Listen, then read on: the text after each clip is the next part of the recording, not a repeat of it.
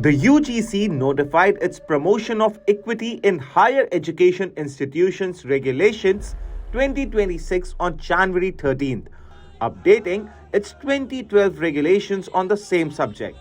The revised rules state that its objective to eradicate discrimination only on the basis of religion, race, gender, place of birth, caste, or disability, particularly against the members of scheduled castes and scheduled tribes, socially and educationally backward classes, economically weaker sections, persons with disabilities, or any of them, and to promote full equity and inclusion among the stakeholders in higher education institutions. Since this notification, the new directive has ignited intense discussions on the caste discrimination in institutions of higher education. The merits and demerits of the notification are being debated on social media, with some lauding its anti-discriminatory stance while others calling out the blind spots in the rules and lack of accountability some of its provisions have. The UGC Regulations 2026 is to apply to all higher education institutions in India and intends to eradicate discrimination on grounds of religion, race, caste, gender, place of birth, and disability, and to promote equity and inclusion among students, faculty, staff, and the management. These regulations supersede the 2012 framework and define key terms such as discrimination and caste-based discrimination against the scheduled caste, scheduled tribes, and the other backward classes, while making every institution responsible for eliminating such conduct as incompatible with human dignity. Under the new provisions, each institution must establish an equal opportunity center which oversees the equity policies, offers guidance and counseling, enhances the campus diversity, coordinates with social society and legal services, and also maintains an online reporting portal. The EOC is to be supported by an equity committee to be chaired by the head of the institution, with representation from the faculty, staff, civil society, students, OBCs, SCs, STs, women, and persons with disabilities. It has to meet at least twice a year to review discrimination issues and progress.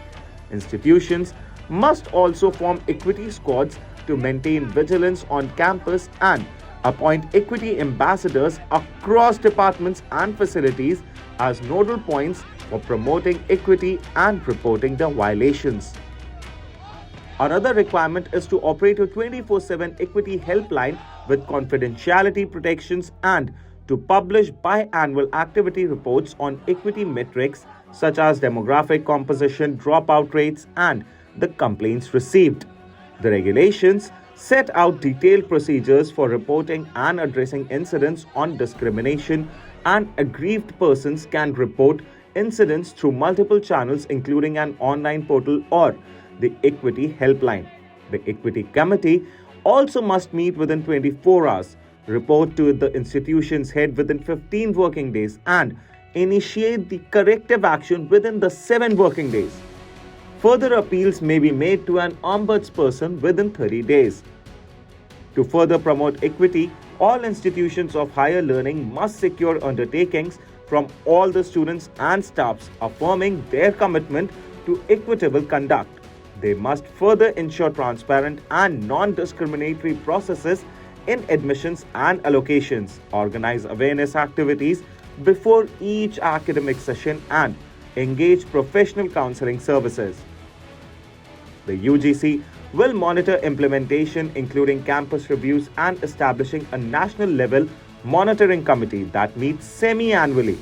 Non-compliance carries enforceable consequences from debarment from UGC schemes and prohibition on offering degree or online programs to removal from the list of recognized higher education institutions under the UGC Act.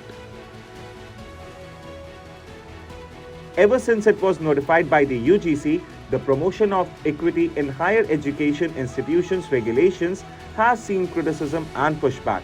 Critics are mainly questioning the 2026 rules' definition of caste-based discrimination and alleging bias against the general category students in the not providing for measures against the false complaints. In regard to this writ petition challenging the University Grants Commission's Regulations 2026 has been filed in the Supreme Court by Mrityunjay Tiwari, a postdoctoral researcher at the BHU Uttar Pradesh. The Students' Union in Uttarakhand's Nainital has also submitted a letter to the UGC in opposition to the notification, saying that the regulations went against the principle of natural justice.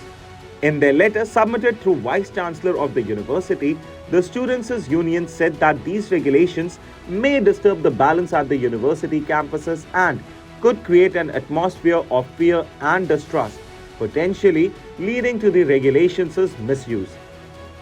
Critics argue that certain provisions, particularly those dealing with caste-based discrimination, are narrowly defined and raise serious constitutional concerns.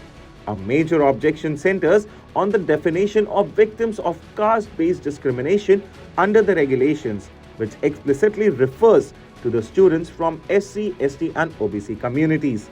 Opponents to the notification claim this leaves general category students without equal protection in cases of alleged discrimination.